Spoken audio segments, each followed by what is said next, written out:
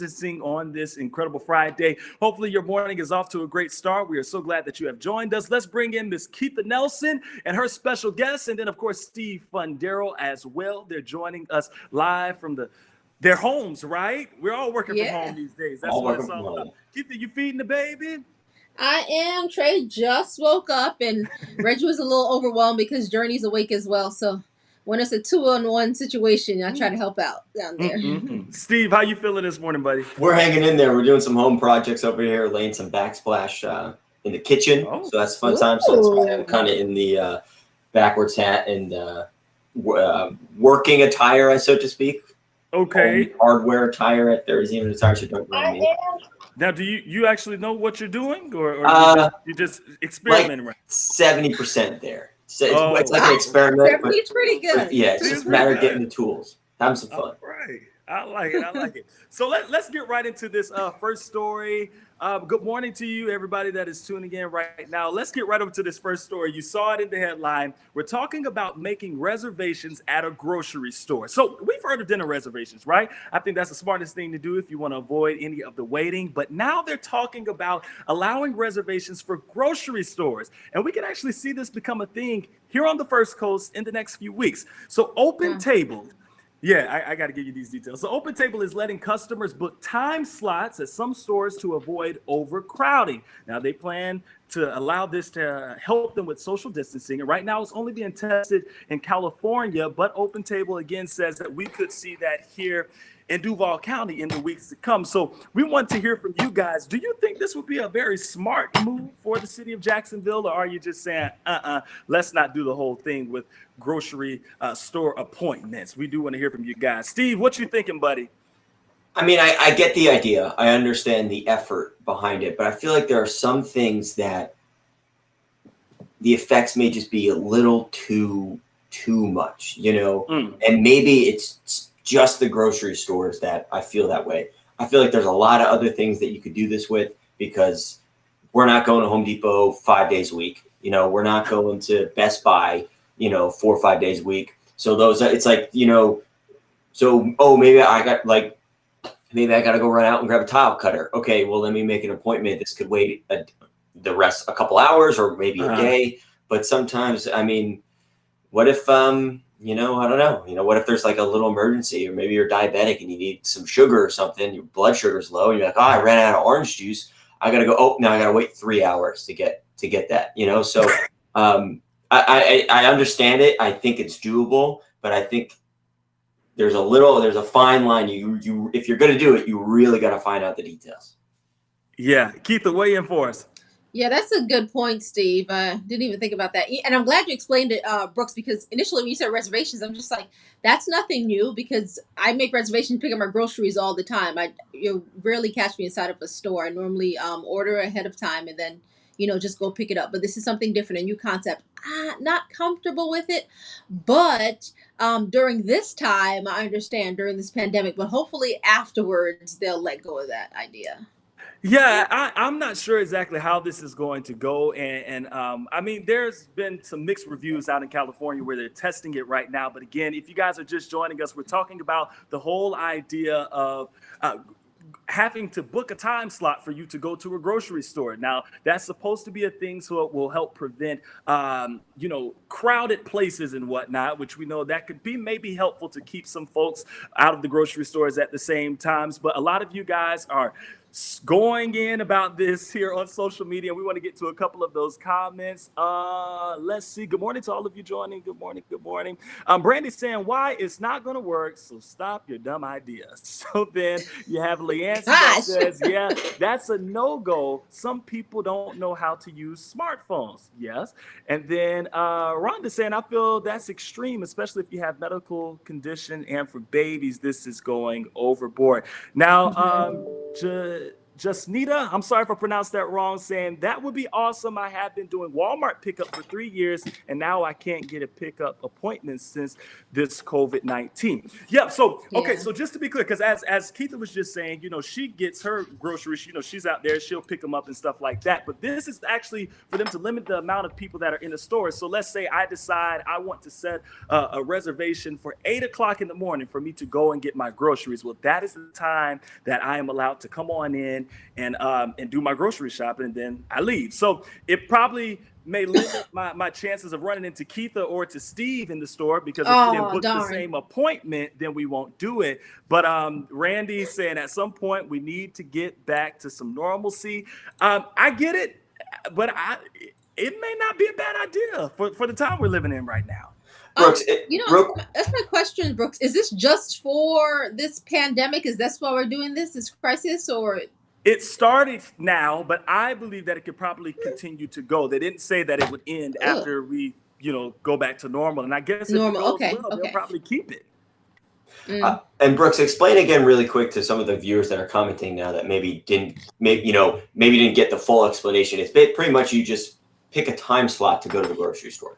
Right, that's correct. That's correct. So you're picking a time slot to go to a grocery store. So again, I'll give you an example. If I'm headed to Publix this morning and I said I wanted my time slot to be from 8:30 to 9 o'clock for me to do my shopping, that's what I would do. This is a free service, so it's free for the retailer and it is free for you to do it. So it's not like you have to pay anything extra, but the whole idea is to help with social distancing and for us to avoid some of the large crowds in, grocery stores. Now, I saw somebody earlier bring up a comment about, well, we have senior hours. We do. And a lot of people applaud that because we know that's our more vulnerable population. And it's safer for them to go and shop maybe very early in the morning with others that are their age versus somebody else who may have it and they're going out there and they're spreading it, which we know that could be pretty detrimental. But Leancey's saying there are too many people in Jacksonville. This won't work.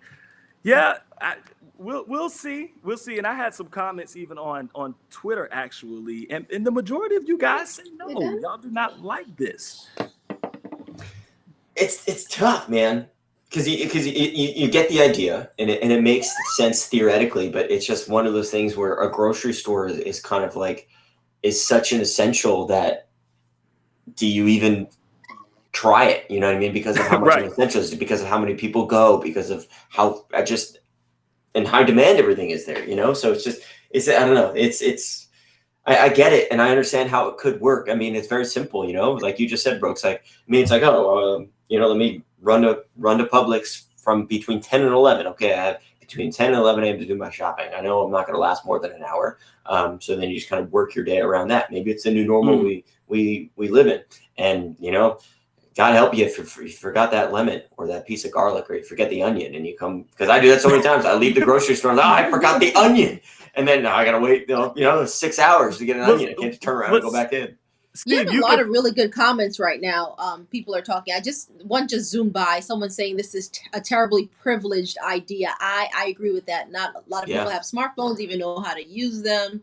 So how will that work? But they're doing it in California, which it's a different ball game than folks here in Florida and Jacksonville, for goodness sake. So let's pop Vanessa's comment up again. She said, I'm so for this. My husband works for a home improvement store and he says the roamers have increased tremendously. I do online shopping for Walmart and it's hard getting a reservation for it too.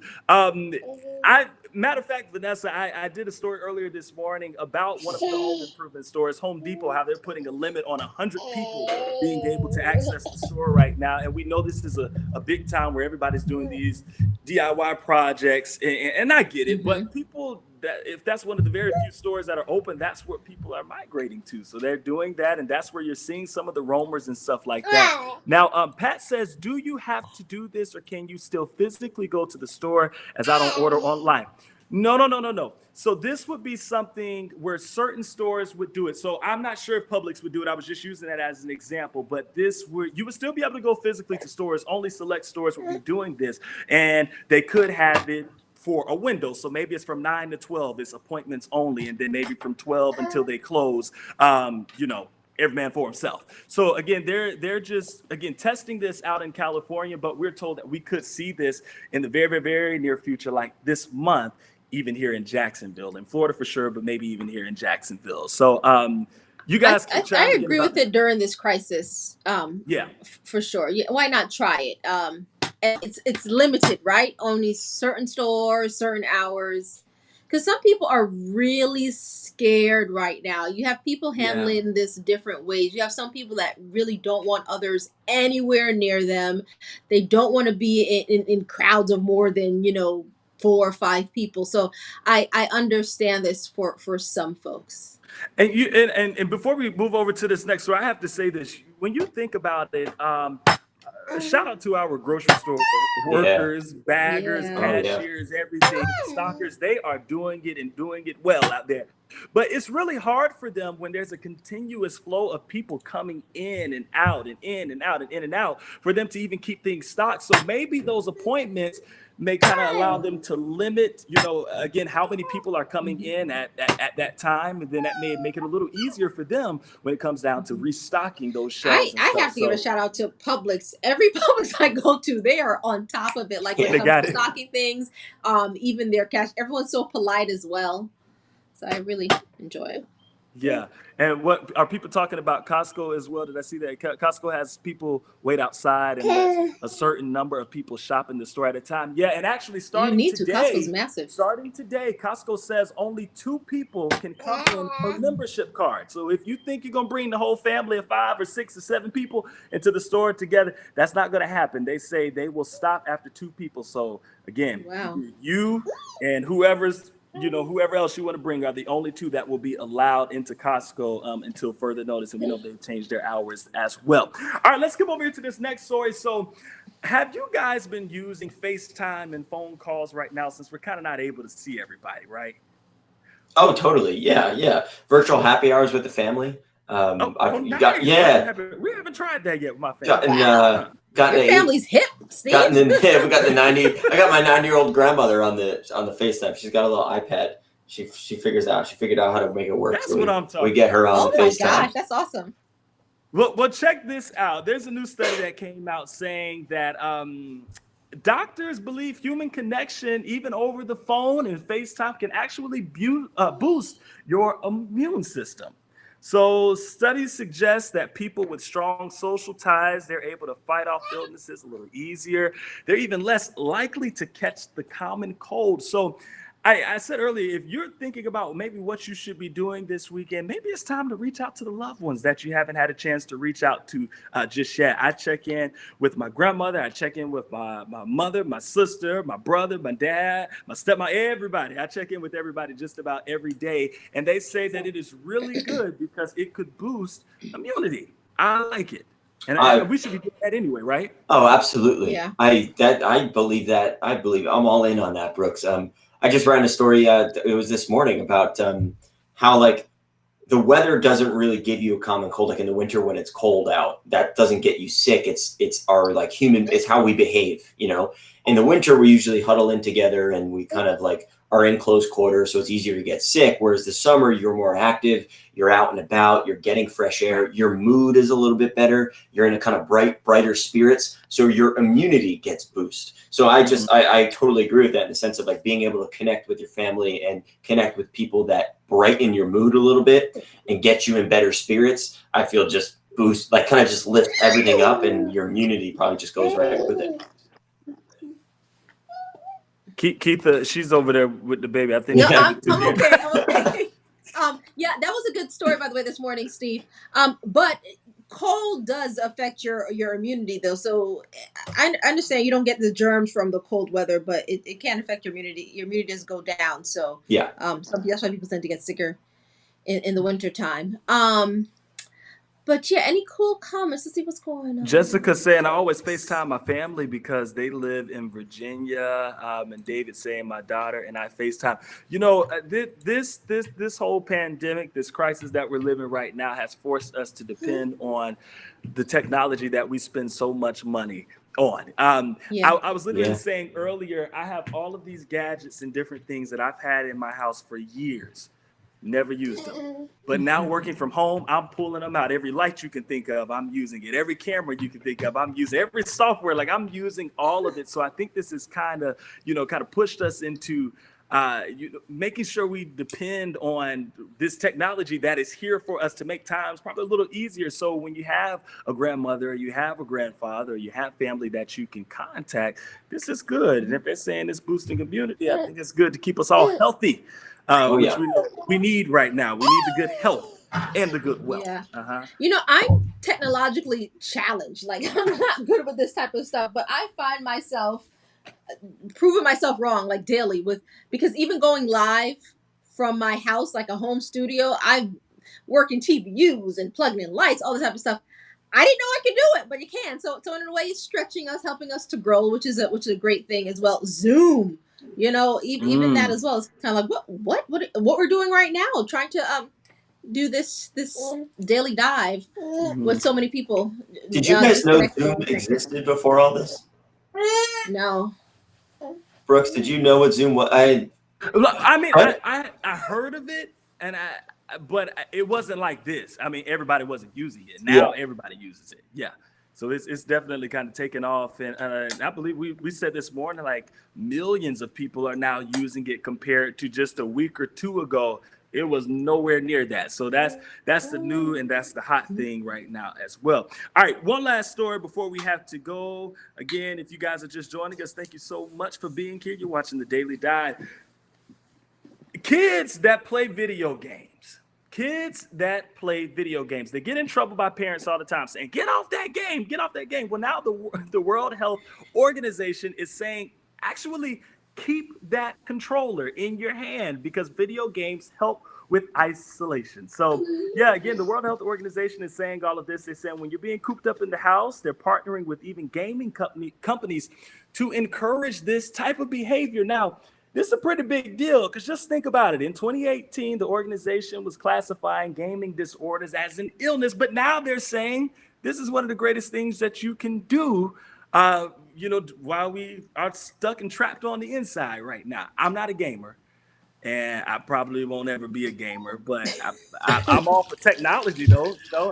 I'm not good at games, so I've never been that. Yeah, Brooks, I'm not into that either. Gotta say, man, video games are coming in clutch for a lot of people lately, and I've seen all over social media, myself included. Some of us are tapping into and breaking out the Tupperwares of the old video games we had when we were 8, 9, 10 years old, plugging them back in and throwing it back to our heyday when we were kids and then getting back into that. I just purchased a PlayStation 1 game, which goes back to like, I think it was 1995 maybe or something like that.